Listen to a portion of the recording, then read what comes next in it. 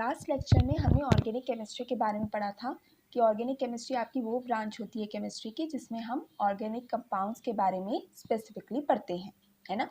यहाँ आज हम लास्ट लेक्चर में हमने ये भी पढ़ा था कि ऑर्गेनिक कंपाउंड्स क्या होते हैं। ऑर्गेनिक कंपाउंड्स आपके वो कंपाउंड्स होते हैं जो कि हमें नेचर से प्राप्त होते हैं ऑर्गेनिकली, है ना।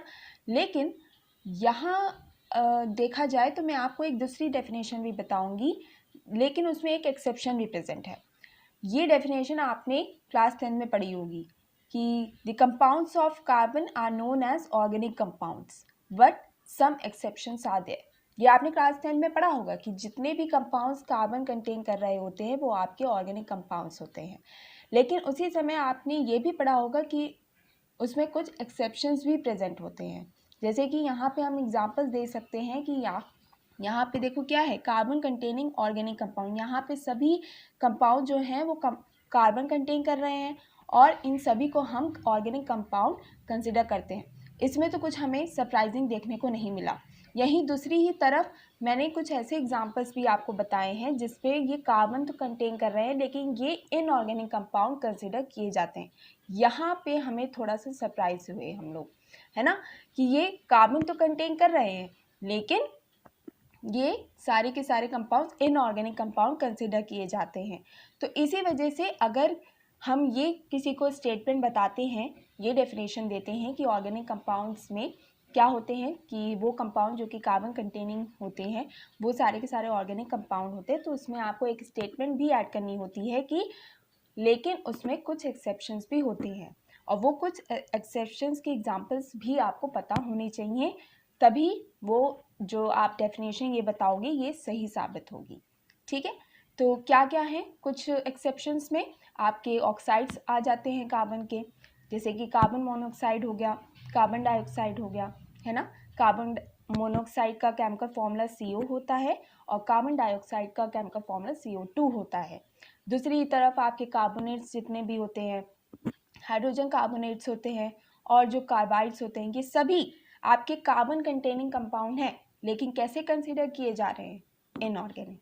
ठीक, दूसरी तरफ एक क्वेश्चन अराइज होता है कि जितने भी हमें ऑर्गेनिक कंपाउंड्स मिलते हैं वो काफ़ी हद तक हमें कार्बन के ही देखने को मिलते हैं, कार्बन एलिमेंट, किसी दूसरे एलिमेंट को क्यों नहीं देखने को मिलते। तो रीज़न ये है कि कुछ दो ऐसी प्रॉपर्टी हैं जो कि हमारा कार्बन यूनिकली पजेस करता है और वो भी मैक्सिमम एक्सटेंट तक। ऐसा नहीं है कि दूसरे एलिमेंट ये प्रॉपर्टी पजेस नहीं करते, लेकिन करते हैं लेकिन स्मॉल एक्सटेंट तक। मैक्सिमम एक्सटेंट तक हमने कार्बन में ही ये प्रॉपर्टी देखी है, तो इस वजह से उसी के ही हमें organic compounds, large number of organic compound देखने को मिलते हैं। पहली प्रॉपर्टी है catenation. Catenation property, catenation word का मतलब होता है सेल्फ लिंकिंग। क्या मतलब होता है, सेल्फ लिंकिंग। ठीक है, तो इसकी डेफिनेशन पढ़ते हैं सबसे पहले। The property of atoms of an element to link with one another by stable covalent bonds to form straight branch chain और रिंग्स। ये प्रॉपर्टी होती है किसी भी एलिमेंट के एटम्स की कि वो एक दूसरे के साथ कनेक्ट हो सकते हैं स्टेबल कोवलेंट बॉन्ड बनाकर, ताकि वो स्ट्रेट और ब्रांच्ड या रिंग्स फॉर्म कर सकें। ठीक है, दूसरे एलिमेंट्स भी आपके ये प्रॉपर्टी पजेस करते हैं बट स्मॉल एक्सटेंट तक। अगर दूसरी तरफ अगर हम कार्बन की बात करते हैं तो ये प्रॉपर्टी वो मैक्सिमम एक्सटेंट तक पजेस करता है।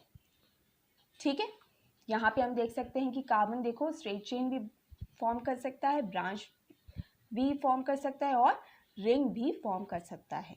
ठीक है, दूसरी प्रॉपर्टी है टेट्रावैलेंसी। टेट्रावैलेंसी मतलब होता है 4 वैलेंसी कंटेन करना।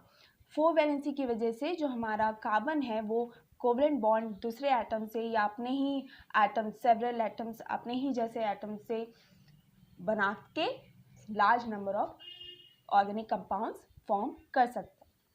तो इसी वजह से इन्हीं दो प्रॉपर्टीज़ की वजह से, कैटिनेशन और टेट्रावैलेंसी की वजह से, हमें अपने नेचर में जितने भी ऑर्गेनिक कंपाउंड्स देखने को मिलते हैं वो काफ़ी हद तक कार्बन के ही देखने को मिलते हैं। तो आज के लिए बस इतना ही। अगर आपको मेरा लेक्चर, मेरा एक्सप्लेनेशन अच्छा लगा हो तो मेरे वीडियो को लाइक कर दीजिएगा और मेरे चैनल को सब्सक्राइब कर लीजिएगा। Thank you.